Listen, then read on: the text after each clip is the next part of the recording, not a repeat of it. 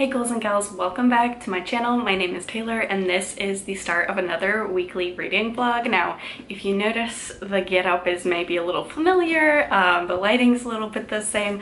I just finished wrapping up my final summer read vlog. Had a lot of fun doing those, so RIP Summerween. I had a lot of fun. I am currently in the middle of two spooky-ish books, so I will be reading those throughout this week, but it'll also be fun to slip some fantasy reads and some other genres back in my reading. So yeah, very excited about that. Currently in the middle of The Spare Room by Andrea Bartz. This is about a thriller where a woman goes to self-isolate in the middle of COVID, in the middle of 2020, with a childhood friend who she's lost touch with until recently, and this childhood friend's husband. They start getting very entangled with each other.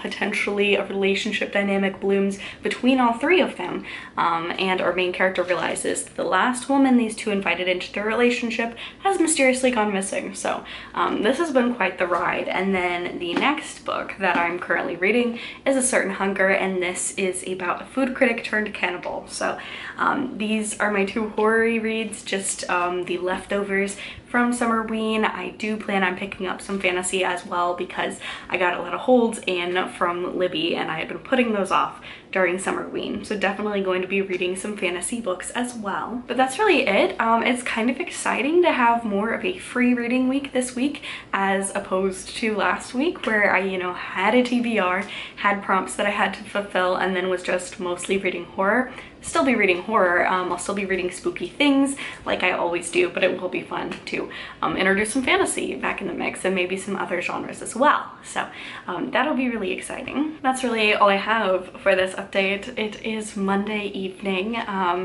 Work this week is just going to be very, very interesting. It always is in library land nowadays, but at the end of the week, my partner and I have our tickets to do the Barbenheimer double feature. We're watching Oppenheimer in the morning, Barbie in the evening, so that'll be fun, and that's what I'll be looking forward to doing. Just gotta make it through this week at work, and yeah, these books are going to help me do that, so very excited to see what all I read this week. But that's gonna be it for this introduction. I'm gonna go watch some Criminal Minds with my partner, have some dinner, and I will talk to y'all later.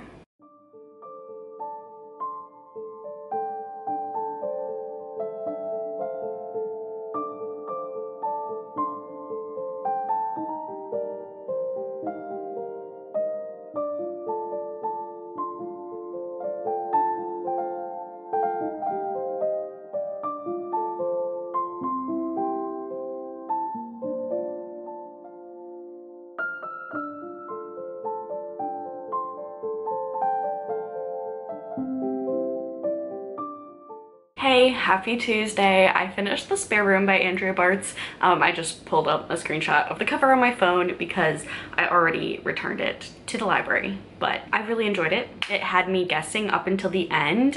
There were some red herrings that felt not like red herrings, but like in a way where I felt like I was figuring it all out, and then I second guessed myself, and then there were twists and turns, I would say though it is probably, I would just call it more of a mystery than a thriller. I think it's both, but the pacing is slower, like a mystery.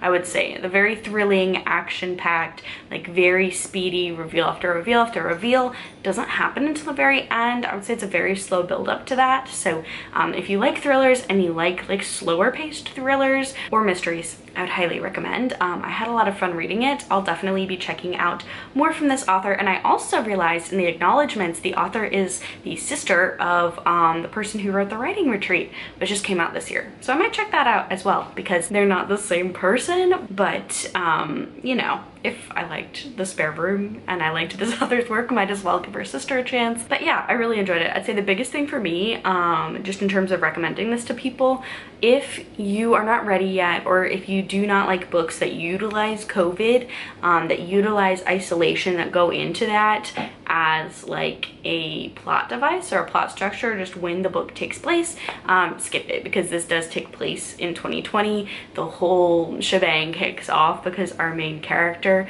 is moving into isolate with a friend and her husband. So if you don't like that, I think this will probably be like either very triggering or very annoying for you, depending on like if that's like a triggering subject or just a subject that you just really do not want to read about. And I totally get it. I'm kind of hit or miss on that too. I definitely would not have picked this up in like 2021, and it worked for me. I could definitely see how, you know, if you don't like that, you're not gonna like this book at all. But I really enjoyed it, had fun with it. I, you know, surprise, surprise, don't really know what I'm going to pick up next. I was gonna say I am in a fantasy mood, but I'm also in a horror mood and also in a sci-fi mood. I don't know what kind of mood I'm in. I'm feeling very, very mood readery this week. So I think before I go to bed, I am going to hop on my treadmill and do just a little slow walk for my mental health. Obi, what are you doing? Anyway, I'm gonna take a little walk for my mental health. Nothing too strenuous, just some, you know, get my body moving, get those endorphins moving. So really that depends on if I read on the treadmill. I don't want to pick up like a huge tome because that's hard to walk with. I prefer to pick up either an audiobook or like a smaller book that's easier to handle. So who knows? Who knows what I'm gonna pick up next, but I'm excited to see it. So I'm gonna switch to some B-roll and you'll find out what I'm gonna read next in like 3, 2, 1.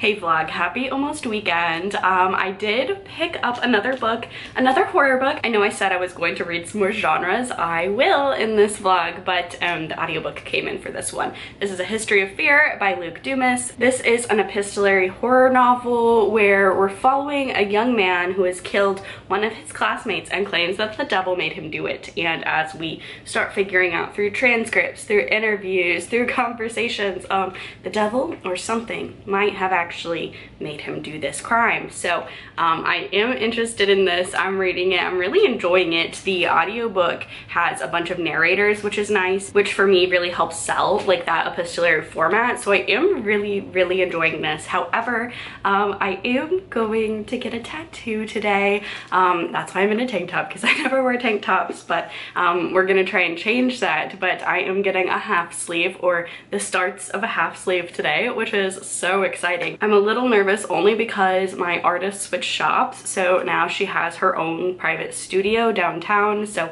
I have to figure out like downtown parking and then figure out where her new location is.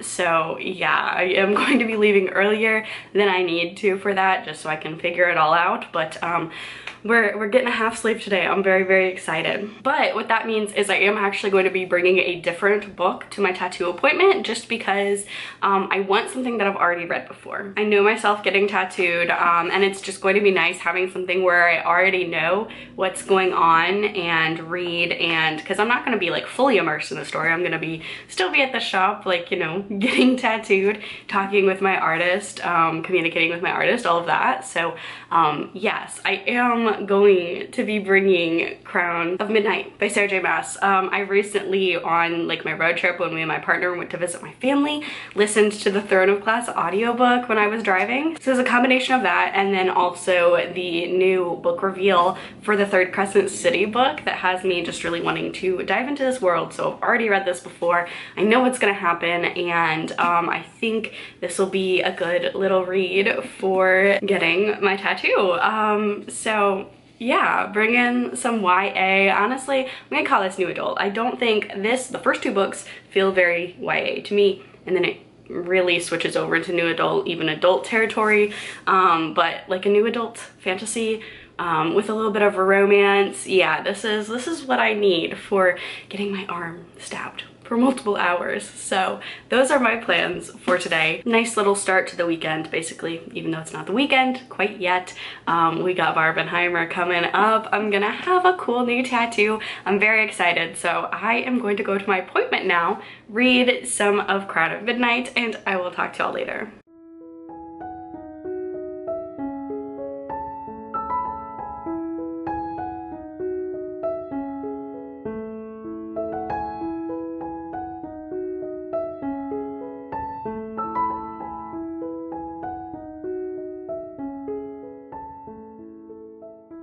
Happy Friday, friends. Yes, I am wearing long sleeves in the middle of an Arkansas July because new tattoo. I'm keeping it wrapped up and very, very safe just until I get the chance to like take like the second skin, like the dermoplastic, whatever that is, stuff off, give it a good wash and all of that. It is staying sealed up just for the next 24 hours or so. So yeah. It's been very hot, but I would much rather suffer through sweating for a day than damage a new tattoo. I'm so excited to show you guys because it looks so cool. But I did end up reading a good chunk of Crown of Midnight, and I'm about 60% of the way through this one. I'm really enjoying my reread of this one. I have not reread this series. This is the only series I haven't reread by Sarah J. Maas before, and I think there was a mention in here, and I'm trying not to like give away like any spoilers, but for the Sarah J. Maas fans out there, that if you know, you know, a character says something in here that I think is foreshadowing to one of the revelations that we get at the end of Crescent City 2. Like, something is said in here, a character, a very minor character says something that's also with a bunch of other world building and also like nestled in within a bunch of other questions that we as the reader and the other character desperately want to know. So we're all focused on that, and I think there was a hint in here about the end of Crescent City 2. So I'm intrigued, and I also have thoughts on the House of Flame and Shadows cover, and yeah, that's like a discussion for another day. I actually may make a whole video about that, maybe, I don't know, is there interest for that? But I'm having a really great time rereading this series, and then I am still making my way through this. I think I only read about a chapter yesterday because, again, wanted to focus on a reread while I was getting tattooed. So it is the weekend, nothing on the docket today. If you hear any weird sounds in the background, my dogs are just having the best time. After work is like their favorite time of day because, you know, we get home, so they're having a good old time tussling, wrestling, playing, what have you. So any weird sounds, that's them. But the only plans that I have for the rest of the night, other than washing my tattoo, which, you know, shouldn't take that long, continuing to read these. I'm planning on definitely finishing this tonight, and then tomorrow we have the Barbenheimer double feature, or rather Oppen Barbie, but you know, Barbenheimer sounds better. But Oppenheimer in the morning, Barbie in the evening. It's gonna be a really good weekend. So I will update you all when I have another reading update. Might be tonight, might be tomorrow morning. Either way, I'll let you know when I finished a book or have another substantial reading update, and I will talk to you all later.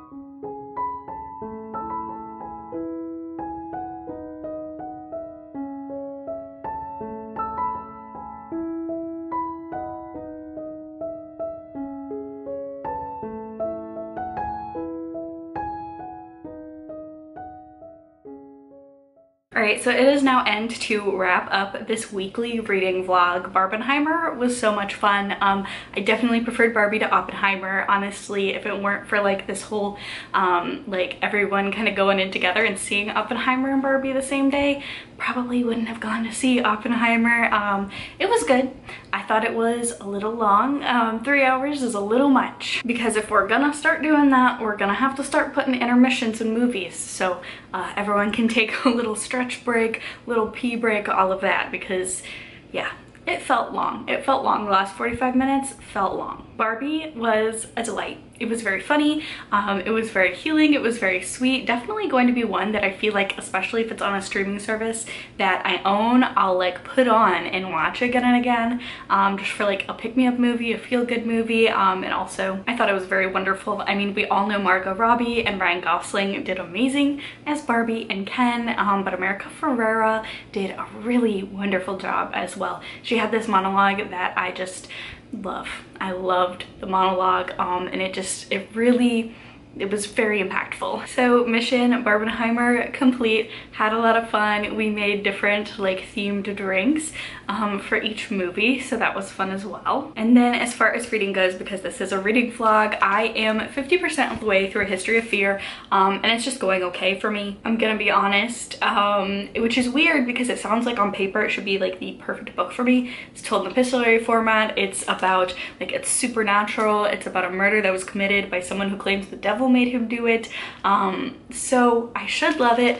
I'm not really vibing with it just quite yet. Some parts I love, some parts I don't. Like it varies chapter by chapter on how much I'm enjoying it. I do plan on finishing this soon, but unless it like really wows me in the last 50%, this is just good, not great. Unfortunately, it's just not holding my attention and really not capturing like what I wanted out of a book like this.